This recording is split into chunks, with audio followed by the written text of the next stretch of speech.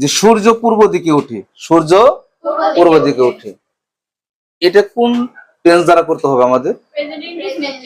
Present indefinite tense দ্বারা করতে হবে। কেন প্রেজেন্ট ইনডিফিনিট টেন্স দ্বারা আমরা করবো এটা? চিরন্তন সত্য বাক্য। তো চিরন্তন সত্য বাক্য আমরা কিভাবে চিনতে পারি? যেটা পৃথিবীর সৃষ্টির শুরুতে থেকে যে নিয়মে চলছে, এখনো চলছে, ভবিষ্যতে একই নিয়মেই চলবে, সেটাকে আমরা বলি চিরন্তন সত্য বাক্য। অর্থাৎ যা কখনো মানুষ দ্বারা হোক, প্রকৃতি দ্বারা কখনো পরিবর্তন হবে না, হয়নি, হচ্ছে না, হবেও না, একই ধারায় চলছে, চলবে, চলেছে, চলছে, চলবে, সেই বাক্যগুলোকে আমরা বলি চিরন্তন সত্য বাক্য। সূর্য পূর্ব দিকে উঠে, পূর্ব দিকে কে উঠে? সূর্য। তাহলে আমরা কি বলবো? দা সান। শুধু সান বলা যাবে না, পৃথিবীতে যে জিনিসগুলো একটি মাত্র সেগুলোকে আমরা বা সেই সেন্টেন্স সেই ওয়ার্ড গুলোর আগে আমরা কি ব্যবহার করি? দা ব্যবহার করি। তাহলে দা সান, সূর্য, দা সান, সূর্য। তারপর আছে কি? পূর্ব দিকে, আর একটা আছে উঠা বা উঠে। এই দুইটা ওয়ার্ডের মধ্যে বা দুইটা শব্দের মধ্যে ভার্ব কোনটা? উঠা। উঠা রয়েছে ভার্ব। ভার্ব ইংলিশ কি? সরি, উঠা ইংলিশ কি? রাইস। ওটা ইংলিশ রাইস। তাহলে দা সান কি হবে? দা সান রাইস, দা সান রাইস। এখন একটা কথা হইলো, দা সান কোন পারসন? দা সান কোন পারসন? Third person. কয় বছর? এক বছর। থার্ড পারসন এক বছর। তাহলে আমাদের ভার্বের সাথে কি যোগ করতে হবে? এস। বলছিলাম এস ফরস যোগ করা। যখন আমরা থার্ড পারসন এক বছরের মুখোমুখি হব, তখন অবশ্যই আমাদের ভার্বের সাথে কি যোগ করতে হবে?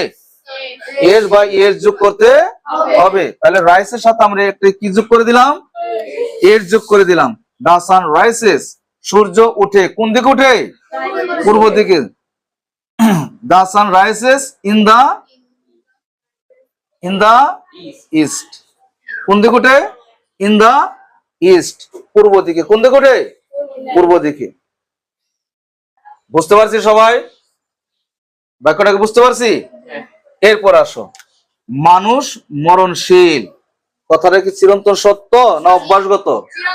চিরন্তন সত্য বাক্য। তাহলে কোন টেন্স দ্বারা আমরা বাক্যটা কি করব? প্রেজেন্ট ইনডিফিনিট টেন্স দ্বারা করব। মানুষ মরণশীল কথাটা একেবারেই চিরন্তন সত্য। মানুষ পূর্বেও মারা গেছে, এখনো মারা যায়, ভবিষ্যতেও মারা যাবে। তাহলে এই চিরচারিত নিয়মটা কখনো পরিবর্তন করা কারো দ্বারা সম্ভব না, কাজে এটা চিরন্তন সত্য বাক্য। তাহলে ম্যান ইজ কি হবে? ম্যান ইজ মরণশীল। ইংলিশ জানো কি? মর্টাল। হ্যাঁ, সবাই জানো জানি। ম্যান ইজ মর্টাল, মানুষ মরণশীল। এখন দেখো, এখানে কিন্তু মূল ভার্ব নেই। মূল ভার্ব আছে? কি ভার্ব আছে আমাদের এখানে? সাহায্যকারী বা হেল্পিং ভার্ব আছে। তাহলে এখানে বাক্যটা গঠন করা হয়েছে বা সেন্টেন্সটা তৈরি হয়েছে আমাদের হেল্পিং ভার্ব দ্বারা, ইজ দ্বারা। খেয়াল করছি আমরা সবাই? এরপর আছে পৃথিবী গোলাকার। পৃথিবী গোলাকার, এটা কখন লম্বা ছিল? লম্বা আছে? আগামীকাল লম্বা হয়ে যাবে না। তাহলে যেভাবে ছিল সেভাবে আছে, ভবিষ্যতে সেভাবে থাকবে। তাহলে এটাকে বলা হয় চিরন্তন সত্য বাক্য। তাহলে পৃথিবী গোলাকার, পৃথিবী ইংলিশ কি? আর্থ। আর্থের আগে আমরা কি ব্যবহার করবো? দা আর্থ।